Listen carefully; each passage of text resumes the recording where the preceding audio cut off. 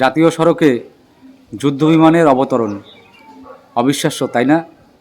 কিন্তু এই দৃশ্যেরই সাক্ষী থাকলো আসামের ডিব্রুগড়বাসী। আগামী 14ই ফেব্রুয়ারি প্রধানমন্ত্রী নরেন্দ্র মোদী আসাম সফরে আসছেন। তার বিমান এইভাবেই জাতীয় সড়কে অবতরণ করবে। সেই কারণেই যুদ্ধবিমানের এইভাবে রানওয়ের পরিবর্তে হাইওয়েতে অবতরণ।